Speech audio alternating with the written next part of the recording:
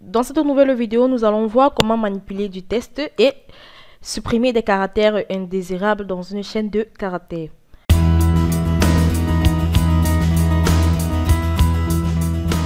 Alors, les fonctions que vous verrez au cours de cette vidéo vous seront très utiles.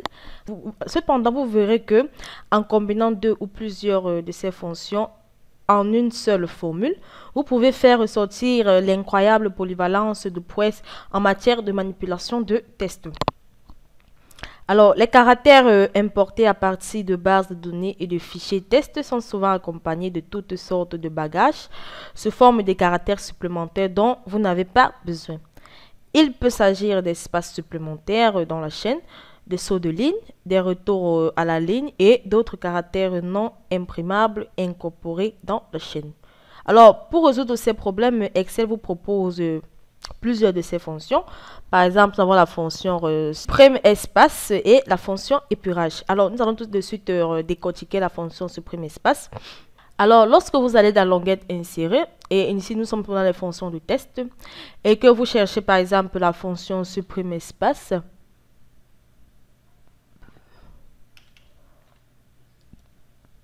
j'appuie sur S et je vais la chercher.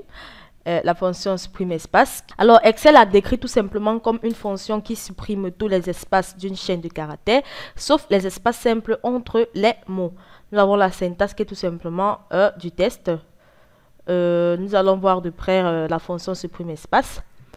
Alors ici, l'argument test est tout simplement le test dont vous voulez supprimer l'espace inutile. Alors lorsque vous voyez cette base de données, alors chaque chaîne dans la plage A2 à A7 contient un nombre d'espaces annexés avant, dans ou tout simplement après le nom. Alors, vous avez les fonctions supprimer espace qui apparaissent dans la colonne C. Alors, pour confirmer le fonctionnement de la fonction supprimer espace, j'ai utilisé la fonction nombre de caractères. Alors, j'ai tout simplement utilisé le nombre de caractères dans la colonne B et D. Alors, les nombres de caractères renvoient tout simplement le nombre de caractères dans une chaîne spécifiée en utilisant les éléments de la syntaxe. Alors, pour voir la syntaxe des nombres de caractères, nous allons tout simplement venir chercher le nombre de caractères et là, alors qui renvoie, Excel nous l'a décrit tout simplement en disant qu'elle renvoie le nombre de caractères contenus dans une chaîne de test. Alors lorsque nous entrons de près pour voir à quoi la signification de son argument. Alors son argument test nous décrit tout simplement que c'est du test dont vous voulez connaître la longueur. Les espaces sont considérés comme des caractères. Alors ici, comme vous pouvez le constater dans ma base de données ici, Maria Andes a un nombre de caractères de 16. Alors lorsque nous appliquons la fonction supprime espace dans la cellule A2 qui est Maria Anderson, comme vous pouvez le constater, l'espace qui est avant le nom Maria est tout simplement supprimé, mais l'espace qui est entre les noms reste. Alors le nombre de caractères pour cette nouvelle chaîne est tout simplement de 12 parce que nous avons tout simplement supprimé les espaces qu'il y avait entre les lignes. Alors comme nous venons de voir pour la fonction caractère, nous avons la fonction nombre de caractères. Elle indiquait tout simplement qu'elle calculait le nombre de caractères dans une chaîne et incluait aussi des espaces. Alors, pour cette deuxième chaîne, Anna Trujillo, ici nous avons le nombre de caractères qui est tout simplement de 13. Alors, lorsque nous appliquons la fonction supprime espace, nous avons Anna Trujillo. Ici, l'espace est tout simplement, il y a un espace avant le nom Anna. Et alors, lorsque nous appliquons tout simplement le nombre de caractères au nouveau, nous avons tout simplement 12. De même pour Antenus Moreno, nous avons l'espace avant et un grand espace entre les noms. Alors, lorsque nous calculons le nombre de caractères ici, elle est de 23. Et lorsque nous appliquons la fonction supprime espace, il affiche Antonio Moreno qui n'a pas d'espace au début et qui a juste un espace entre les deux noms. Lorsque nous appliquons la fonction nombre de caractères pour ce nouveau nom, nous avons tout simplement 14. Alors, nous voyons tout simplement la différence qui existe entre des chaînes qui contiennent des espaces et des chaînes qui n'en contiennent pas. De même pour Thomas Andis et ainsi de suite. Comme vous pouvez le constater, les caractères sont différents car les deux chaînes n'ont pas les mêmes nombres d'espaces entre les mots. Alors, en plus de la fonction supprimer espace et nombre de caractères, nous avons la fonction épurage. Vous utilisez tout simplement la fonction épurage pour supprimer les caractères non imprimables d'une chaîne. Alors, nous allons tout simplement la voir de près. Lorsque nous allons dans fonction, nous sommes ici dans le test. Je vais tout simplement taper E et là nous avons l'épurage. Excel nous l'a décrit comme une fonction qui supprime tous les caractères du contrôle du test. Alors, nous allons voir de près pour la syntaxe. Nous avons tout simplement la syntaxe, l'argument test, qui Excel nous l'a décrit en disant que ce test représente toute information de feuille de calcul dont vous avez voulu supprimer les caractères qui ne doivent pas apparaître à l'impression. Alors, si nous l'appliquons tout simplement à cette chaîne de caractères, nous allons tout simplement entrer la formule qui est tout simplement égale à épurage. Ensuite, nous allons entrer la cellule A2. Donc, nous voulons tout simplement supprimer les caractères non imprimables dans la cellule A2. Lorsque nous appuyons sur Entrée, comme vous pouvez le constater, Excel a tout simplement recollé ces caractères sur une longue chaîne. Alors, si nous appliquons pour la deuxième cellule,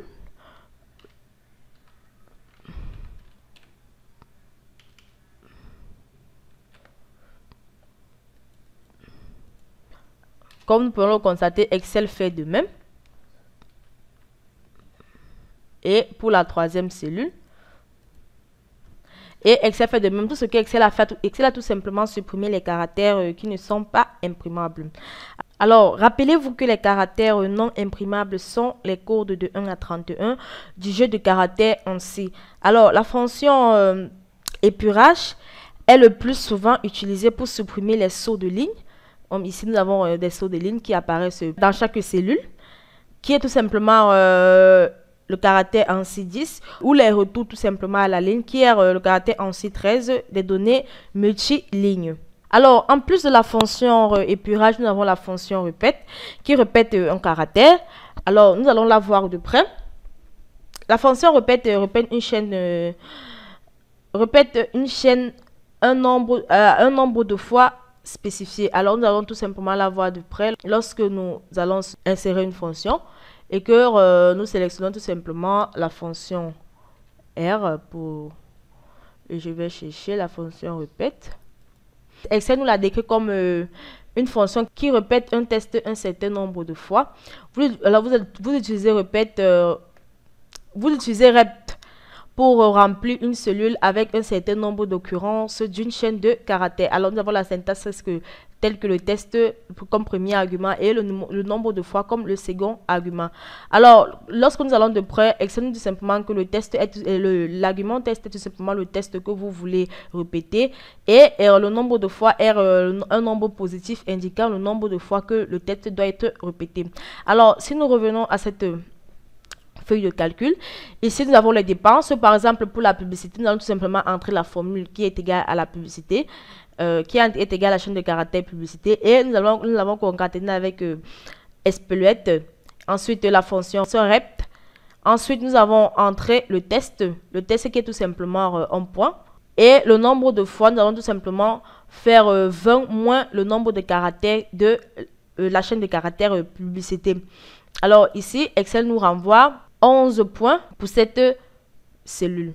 Alors, comme vous pouvez le remarquer dans cette formule, cette expression garantit tout simplement qu'un total de 20 caractères est décrit dans la cellule. Alors, comme mes publicités contiennent 31 caractères et le résultat de l'expression est de 11, alors ce qui signifie que 11 points seront tout simplement ajoutés à la droite de la chaîne.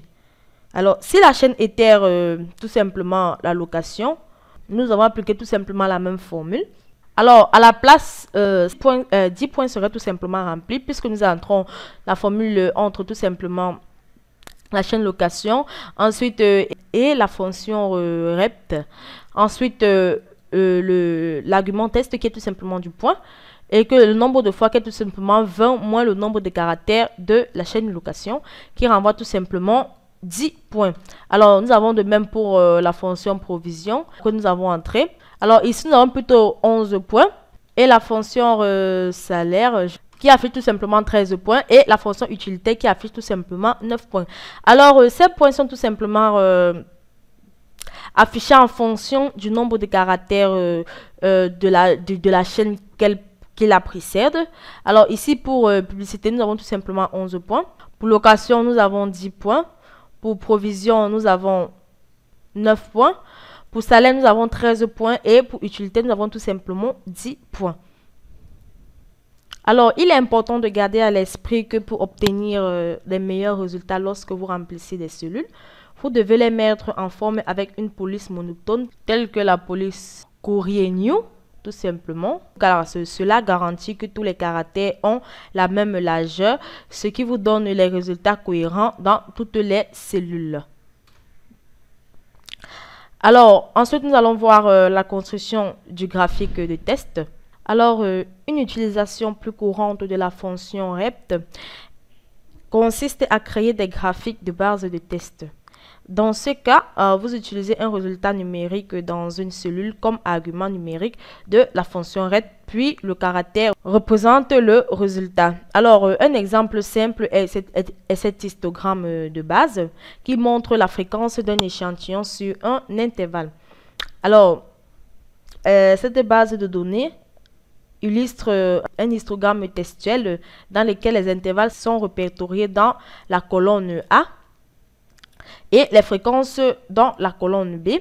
Alors, la fonction REPT crée l'histogramme dans la colonne C en répétant les barres verticales en fonction de chaque fréquence, comme dans cet exemple. Alors, ici, par exemple, pour la cellule C4, nous avons tout simplement la fonction REPT. Nous allons entrer la fonction REPT pour répéter les barres verticales pour répéter les barres verticales, qui est l'argument de test, c'est tout simplement les barres verticales, et le nombre de fois est tout simplement la cellule 75. Donc elle va répéter la barre verticale 75 fois, voilà, et ce qui s'affiche là.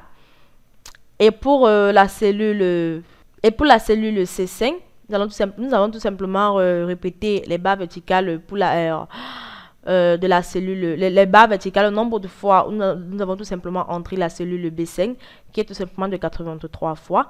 Et ici pour la cellule C6, c'est la même formule, mais ici nous allons répéter 79 fois et ensuite 55 fois pour cette cellule. Ensuite 70 fois pour cette cellule, 73 fois pour cette autre, 82 fois pour cette autre et 60 fois pour cette autre. Alors, comme vous pouvez le constater, la fonction REPT est tout simplement très facile à utiliser lorsque vous entrez la syntaxe qui est tout simplement le test et le nombre de fois à répéter. Alors, avec une autre astuce simple, vous pouvez transformer l'histogramme en un diagramme à barres textuelles, comme illustré dans ce classeur. Alors, l'astuce consiste à formater les cellules du diagramme avec la police WebDing. Alors, comme je le disais tantôt, l'astuce consiste à formater les cellules du diagramme avec la police WebDing. Alors, lorsque je sélectionne, comme vous pouvez le constater, lorsque je sélectionne cette plage et que je vais dans Accueil, ensuite sur la police, vous voyez, ma police choisit tout simplement la police WebDing. Alors, dans cette police, la lettre G est représentée par un caractère de bloc et sa répétition produit une barre pleine. Alors ici, nous avons tout simplement entré la fonction REPT qui répète la fonction G, le nombre de fois qui est tout simplement 100 fois multiplié par la cellule B5 sur 5, qui serait tout simplement 100 fois multiplié par 83% sur 5. Et pour la cellule C5, alors, nous avons appliqué la même formule pour toutes les autres cellules. Alors, pour la cellule C6, nous avons appliqué REPT, répéter la formule, la lettre G. Le nombre de fois qui est tout simplement 100 multiplié par 51% sur 5. Alors, c'est la même formule qui est affichée partout. Alors, je vais un peu attirer votre attention que... Alors, lorsque vous cliquez tout simplement sur la formule, vous voyez le dessin apparaître au niveau de votre cellule. Alors, tout simplement parce que nous avons appliqué une police WebDing. Donc, dans toutes ces cellules, si vous remarquez bien, vous avez des dessins presque similaires, mais qui ne sont pas totalement similaires. Alors, comme par exemple dans la cellule c'est 10. Vous avez là, à ce niveau, vous avez un carré bleu. Et lorsque je clique plutôt sur la cellule C7, quand vous voyez la différence, ici, vous avez plutôt 2 carrés bleus. Donc, vous dire en fait que ces symboles ou encore ces dessins ne sont pas totalement similaires. Alors, il est important de noter que pour obtenir la valeur de répétition, vous multipliez tout simplement le pourcentage de la colonne B par 100 pour obtenir un nombre entier. Alors, pour que la barre soit relativement courte, vous la divisez tout simplement par 100. Alors, si ici j'enlève tout simplement, vous la divisez tout simplement par 5. Si ici j'enlève tout simplement ma barre de division et que je valide, comme vous pouvez le constater, ma barre serait extrêmement longue. Alors, je divise par 5 tout simplement pour... je divise tout simplement par 5 pour que ma barre soit relativement courte. Alors, vous pouvez diviser par tout autre nombre. Cela est de votre choix. J'espère que vous avez aimé cette vidéo de l'entreprise Excel Corpo, entreprise spécialisée dans les prestations de services Microsoft Excel. Si vous avez aimé cette vidéo, n'oubliez pas de vous abonner et de cliquer sur le bouton j'aime et ensuite de la partager.